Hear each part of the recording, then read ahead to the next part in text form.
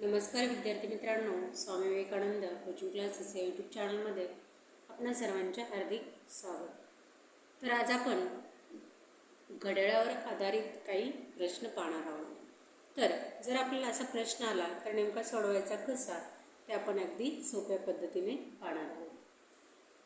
4.36 तास याचे तास, मिनिटे व सेकंदात रूपांतर करा।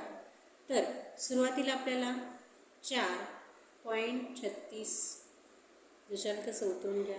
पॉईंटच्या अलीकडची जी संख्या आहे ती आहेत आपले तास, म्हणजे तास मिळाले आपल्याला 4 तास। पॉईंटच्या पुढे आहे आपल्याला 0.36 म्हणजे हे झाले आपले मिनिटे। तर ते मिनिटे आपल्याला कसे कन्वर्ट करायचे ते आपण पाहूयात। आता इथे दशांश रूपी आपल्याला 36 दिलेले आहेत, म्हणून दशांश रूपी 36 लिहून घ्यायचे। याला एका मिनिटाला 60 सेकंद असतात, म्हणून आपल्याला काय करायचे, गुणिले 60 करायचे, यांचा गुणाकार करून घ्यायचे। शून्याला 0 अधिक 6 36 आले 3 साहित्रिक 18 19 20 आणि 21। ठीक आहे, तर 0 6 1 आणि 2 याची ॲडिशन केली तर आपल्याला 2160 मिळाले। पण इथं दशांश आपल्याला दोन संख्यानंतर दशांश आहे, त्याच्यामुळे आपल्याला इथं पण दोन संख्यानंतर दशांश द्यायचा आहे। म्हणजेच पॉईंटच्या आधीची जी संख्या मिळालेली आहे ती आहेत आपले मिनिटे, म्हणजे तास आपल्याला मिळाले आहेत 4, मिनिटे मिळालेले आहेत आपल्याला 21 मिनिटे। आता जे पुढचे आहेत आपले ते पण आपल्याला सेकंद आहेत, मग ते सेकंदाचं पण कन्वर्ट अशाच प्रकारे करायचं आहे। इथं आपल्याला दशांश रूपी 60 मिळाले आहेत, म्हणून त्या गुणाकारामध्ये पण काय करायचे, 60च करायचे, कारण की एका मिनिटात पण सेकंद किती असतात, 60 असतात।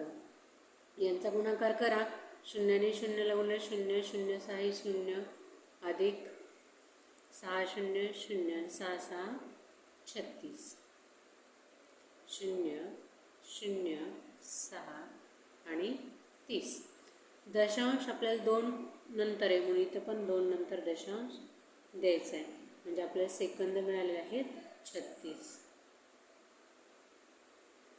म्हणजे अशा प्रकारे आपल्याला 4.36 तास याचे आपल्याला तास मिळाले आहेत 4 तास, मिनिटे आहेत 21 आणि सेकंद आहेत 36।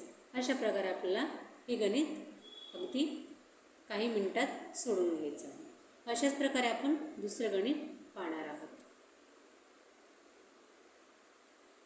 आता हा पण प्रश्न तुम्हाला त्याच प्रकारे आहे। तर इथं पण आपल्याला 9.67 दिलेला आहे, म्हणजे जी अलीकडची संख्या आहे ते आहेत आपले तास, म्हणजे आपल्याला तास मिळालेले आहेत 9। आता मिनिटे आपल्याला त्याचप्रमाणे काढायचे आहेत। पॉईंट दशांश रूपी 67ला 0.67 लिहून घेणार, गुणाकारामध्ये त्याला 60 करणार आहात तुम्ही, तर 0 7 0 आणि 0 6 0 अधिक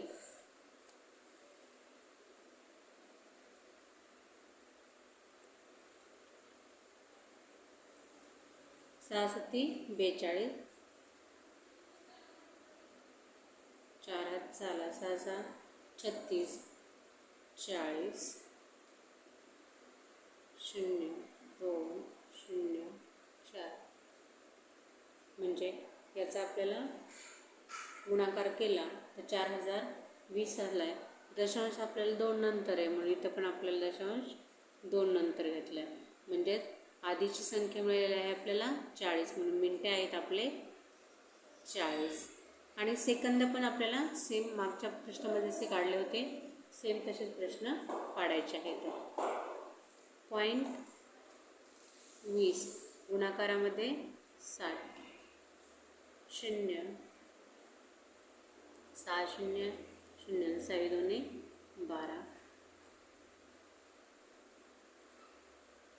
आता इथं आपल्याला 0.2 नंतर म्हणून इथं पण 0.2 नंतर द्यायचं आहे. राहिलेले इथं आहेत आपले सेकंद, म्हणजे इथं आले आहेत आपले 12 सेकंद. तर याचं उत्तर आलेलं आहे आपल्याला 9 तास 40 मिनिटे आणि 12 सेकंद. अशा प्रकारे आपल्याला घड्याळावरचे प्रश्न अगदी सोप्या पद्धतीने सोडवता येतील. व्हिडिओ आवडल्यास चॅनलला नक्कीच सबस्क्राईब, लाईक आणि शेअर नक्कीच करा. धन्यवाद बालमित्रांनो.